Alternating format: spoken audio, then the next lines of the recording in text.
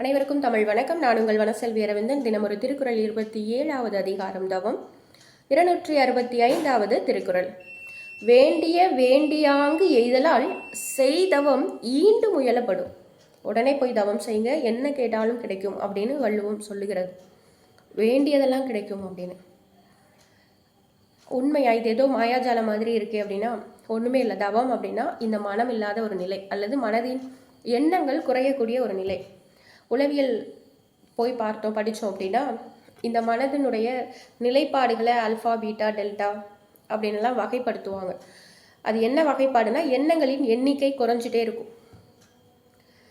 அந்த எண்ணங்களின் எண்ணிக்கை குறைஞ்சிட்டே இருக்கிற போது நமக்கும் பிரபஞ்சத்திற்கும் ஒரு இணைப்பு இருந்துகிட்டே இருக்கு.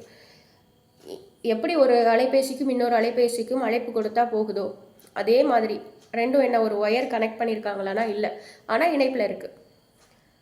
அதே மாதிரி பஞ்சபூதங்களால் நம்ம இணைப்பில் இருந்துகிட்டே இருக்கிறோம். இந்த உடலும் பஞ்சபூதங்களால் ஆனது தான். பிரபஞ்சத்தில் ஒரு இணைப்பு இருந்துகிட்டே இருக்குது. இந்த தவம் அப்படிங்கிற எண்ணங்களற்ற நிலை.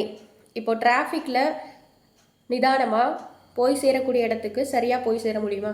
இதே சாலையில் ஆளே இல்லை, போக்குவரத்து நெரிசலே இல்லை அப்படின்னா ரொம்ப எளிமையாக போயிடுவோம். அது மாதிரி இங்கே எண்ணங்கள் கச்சன்னு நெருடலாக இருந்துக்கிட்டே இருக்குது, நெருக்கமாக இருந்துக்கிட்டே இருக்குது. அதனால் நம்முடைய பிரார்த்தனைகள், நம்முடைய வேண்டல்கள் பிரபஞ்சத்திட்ட சரியாக போய் சேரலை. இங்கே எண்ணங்கள் இல்லை அப்படின்னா நம்ம கேட்குறது சரியாக போய் சேரும், எந்த நெரிசலும் இல்லாமல் போய் சேரும். அப்படி போய் சேருகிற போது அது நியாயமாக இருந்தால் உடனே நிறைவேற்றப்படும். தவம் அப்படின்னா வேறு ஒன்றுமே இல்லை, குழப்பம் கவலையெல்லாம் இல்லாத எண்ணங்கள் குறைவான ஒரு மனநிலை. அதுதான் தியானம், அதுதான் தவம். ஊறி ஊறி ஊறி ஊறி போகணும், பயிற்சி பண்ணணும், முயற்சி செய்யணும். அப்படி செஞ்சால் இது நடக்கும். மனசை கட்டுப்படுத்த முடியாது, எண்ணங்களை கவனிக்க முடியாது. மாறா ஒரு வழி இருக்குது. என்ன பண்ணலான்னா மூச்சையை கவனிக்கலாம். உட்காந்து ஒரு நிமிஷத்துக்கு எத்தனை மூச்சு விடுறோங்கிறத எண்ணலாம். சராசரியாக 14-15 மூச்சுக்கள் நம்ம விடுவோம். இந்த மூச்சுக்களின் எண்ணிக்கை குறைஞ்சிட்டே வந்தது அப்படின்னா எண்ணங்களின் எண்ணிக்கை குறையும். எண்ணங்களை எண்ண முடியாது, அதை குறைக்க முடியாது. ஆனால் மூச்சுக்களை குறைக்க முடியும்.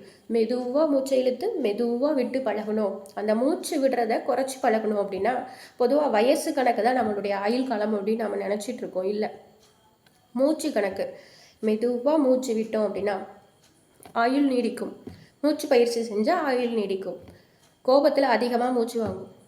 வைத்தறிச்சல், கோபம், பொறாமை இதெல்லாம் அதிகமாக மூச்சு இழப்புகளை ஏற்படுத்தும். சக்தி விரயமாகும். அதனால் ஆயுள் குறையும். காரணமில்லாமல் முன்னோர்கள் எதையுமே சொல்லலை. நன்றி, வணக்கம். மீண்டும் சந்திக்கலாம்.